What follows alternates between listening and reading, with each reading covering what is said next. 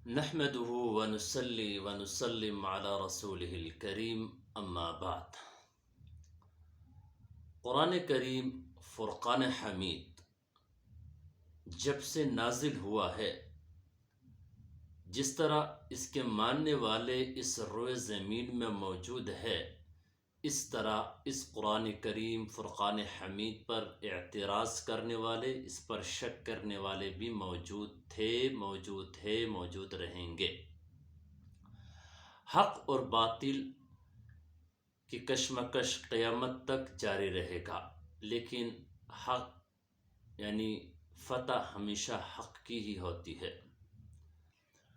اسی طرح قرآن کریم پر بے شمار اعتراض کرنے والے پہلے بھی آئے اور علماء نے ان کا بھرپور جواب دیا۔ ان معترضین میں سے ایک اعتراض کرنے والے ہندوستان سے، اس کا تعلق ہے، اس کا نام ہے دیانند سرسوتی۔ یہ بڑے جاہل قسم کے آدمی تھے اور بڑے غلیظ زبان استعمال کرتے تھے اللہ تبارک و تعالیٰ کے متعلق، اور اس نے بے شمار اعتراضات کیے ہیں مختلف آیات پر۔ ان میں سے ایک آیت ہے ان اللہ علی کل شیء قدیر، بے شک اللہ تعالی ہر چیز پر قادر ہے، ہر چیز پر قدرت رکھتا ہے۔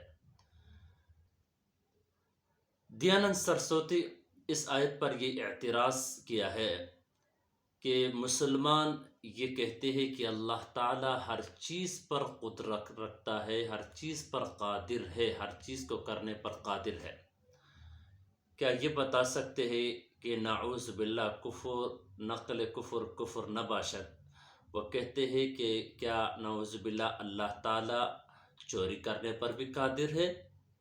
کیا اللہ تعالی نعوذ باللہ زنا پر بھی قادر ہے؟ یہ اعتراض دیانند سرسوتی نے اس ان اللہ علی کل شیء قدیر پر کیا ہے۔ اللہ تعالی جزائے خیر دے حضرت مولانا محمد قاسم نانوتوی رحمۃ اللہ علیہ کو، اس نے اس کا بھرپور جواب دیا ہے، منہ توڑ جواب دیا ہے۔ ان کے کتاب انتصار الاسلام میں ان کے اعتراضات کا حضرت نے جوابات دیے ہیں۔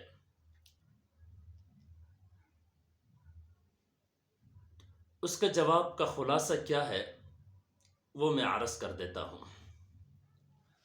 اعتراض اس کا یہ ہے کہ اللہ تعالیٰ ہر چیز پر قادر ہے، کہ آیا اللہ تعالیٰ چوری پر، نعوذ باللہ زنا پر بھی قادر ہے؟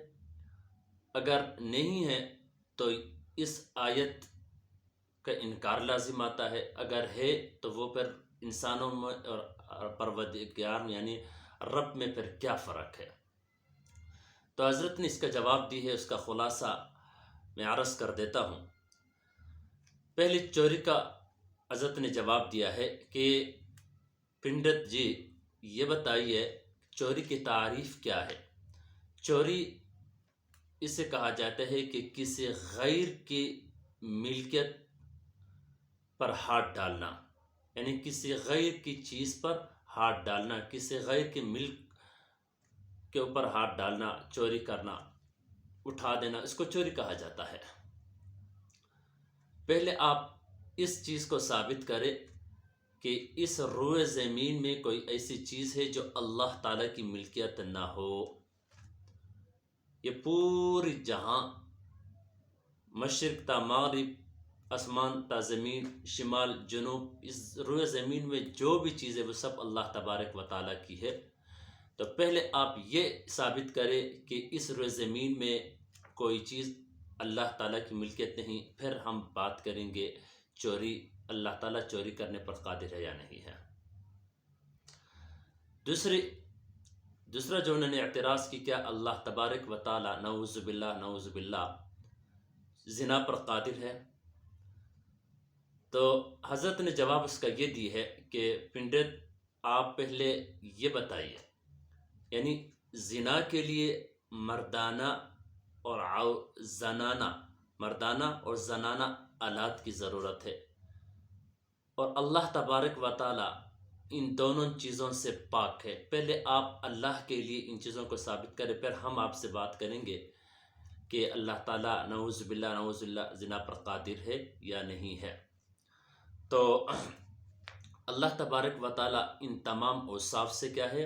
پاک ہے، جو انسانوں کے اندر موجود ہوتے ہیں، یعنی مردانہ اور زنانہ یہ جو آلات ہے یہ انسانوں کے اندر ہے، اور اللہ تبارک و تعالیٰ ان تمام اوصاف سے پاک ہے۔ لیس کمثلہ شیء۔